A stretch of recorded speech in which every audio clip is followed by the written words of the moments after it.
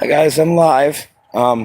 First of all, I just want to say this is just a cold sore on my lip. It's nothing bad. It's just a cold sore. I probably got it because maybe I was under stress, or maybe I don't know. But it's just a cold sore. I'm good. It's nothing dangerous. It's just gonna, when it heals, it'll be fine. I want to discuss further the idea of intervals and masculine and femininity in intervals. I think I could call this IA, interval analysis, as opposed to AI, artificial intelligence. It's the reverse acronym.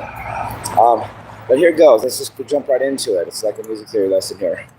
So let's say I'm starting with C, and C to C isn't really an interval because C is still C. The octave isn't really a true interval. It's just another way of playing the same note. The interval class would be 0 half steps, and 0 half steps technically isn't an interval. So technically you have only the intervals from C. You have C to C sharp, which is a minor second. You have C to D, which is a major second. You have C to E flat, which is a minor third. You have C to E, which is a major third. You have C to F, which is a perfect fourth. You have C to F sharp or G flat, which is a tritone. You have C to G, which is a perfect fifth. You have C to A flat, which is a minor sixth. You have C to A, which is a major sixth. You have C to B flat, which is a minor seventh, and you have C to B, which is a major seventh. That's it. 11 intervals. 12 notes, but 11 intervals. Now, masculine and femininity is interesting here. First of all, I'm going to define the perfect fourth is feminine, 5 half steps, and the perfect fifth is masculine, 7 half steps, because 7 and 5 make 12, which could mean the pentatonic scale and the diatonic scale adding up 12 to 12 chromatic notes, or notes in the chromatic scale, or it could mean a perfect fifth and a perfect fourth make 12 half steps, which is an octave. There are several ways of looking at that. So once we do that, I'm going to decide that going up a fourth is feminine and going up a fifth is masculine. And intervals that are generated from going up a fourth are feminine intervals, and intervals that are generated from going up a perfect fifth are masculine intervals. And I want to now analyze.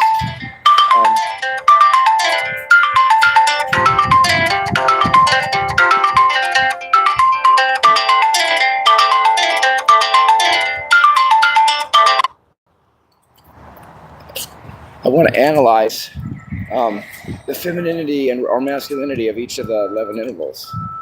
And let's get started. So the first interval is C to C sharp. That's a minor second. Well, the minor second can be thought of as, it can be achieved by starting with C and going up 5 perfect fourths. So go up 1 perfect fourth from C to F, another perfect fourth from C to B flat, another perfect fourth from B flat to E flat, another perfect fourth from E flat to A flat, and then another perfect fourth from A flat to C sharp. Get that? A flat to C sharp is that the perfect fourth. So the C sharp minor second is feminine because it's generated by going up 5 perfect fourths. So far we have the C sharp as a minor second, which is a feminine interval. If you wanted to go to C sharp using the masculine principle, you'd have to go up 7 perfect fifths, which is later and takes longer than the 5 perfect fourths it takes to go up from C to C sharp if you use the feminine interval of the perfect fourth. So therefore, the minor second is a feminine interval. Next, major second. C to D is just up two perfect fifths. C to G, G to D. So the major second, C to D, is a masculine interval. Fair enough. Next interval is E flat. C to E flat. E flat, C to E flat is just up 3 perfect fourths. C to F, F to B flat to E flat. So that makes C to E flat is up 3 perfect fourths. So E flat is a feminine interval. I know this may sound boring, but it's interesting actually if you think about it, I think. Next is E. E is a masculine interval because it's going up. It's made by going up 4 perfect fifths. So C to G, G to D, D to A to E. And that makes a major third. It's up 4 perfect fifths. Next is the perfect fourth. We already said that was feminine. Now the tritone. I did a video about this already. The tritone is ambiguous. It can be masculine or feminine. It's androgynous. If you think of it as up 3 whole steps, it's up. Then it's up 6 perfect fifths. It's from C to G, G to D, D to A to E, E to B, and B to F sharp. Ooh, that was a tough one. Because it's not F, because that's just a perfect fourth. F sharp, C to F sharp is actually 6 up 6 perfect fifths, which makes the tritone masculine if you think of it that way. But if you think of it as up 2 minor thirds, or it's actually can be thought of as a feminine interval, because if you take C up, if you go up 3 minor thirds from C, you get E flat a minor third.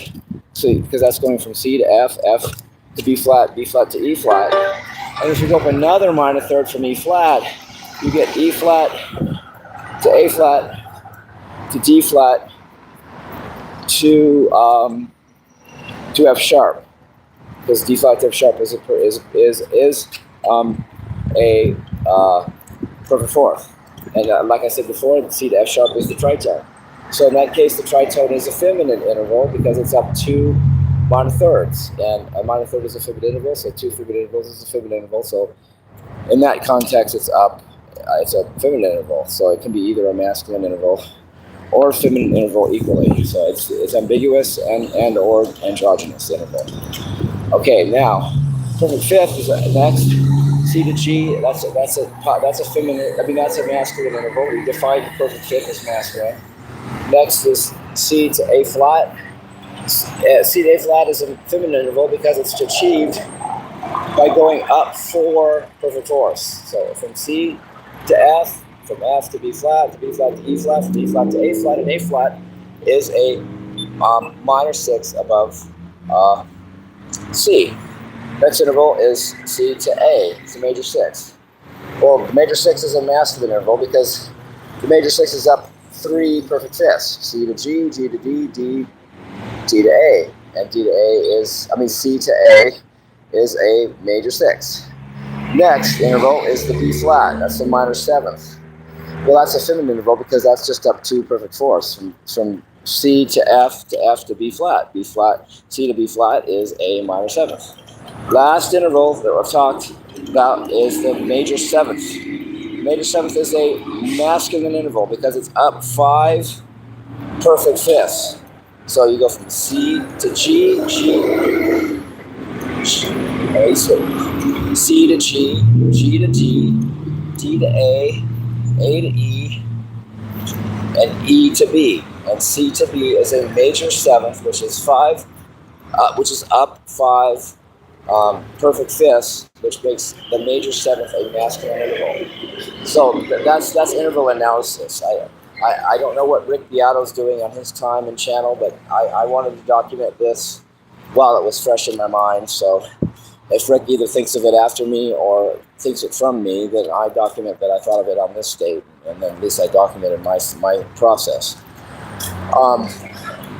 It's interesting that the intervals alter from masculine to feminine, with the exception of the tritone area. Because the C to C sharp is feminine, but C to D is masculine. C to E flat is feminine, but C to E is masculine. C to F is feminine. So it goes feminine, masculine, feminine, masculine, feminine. Feminine, masculine, feminine, masculine, feminine. Yeah. Next interval is the ambiguous androgynous interval, the tritone. Then the next interval, perfect fifth, is a C to G. Perfect fifth is masculine because we define the perfect fifth as masculine. The C to A flat is feminine. C to A is masculine. C to B flat is feminine. And C to B is masculine. So in that case, we have masculine, feminine, masculine, feminine, masculine. And then back to the 0 interval, which isn't really an interval, but if it were an interval, it'd just be a neutral interval like a tritone, not minor or major. Ooh, so there you have it.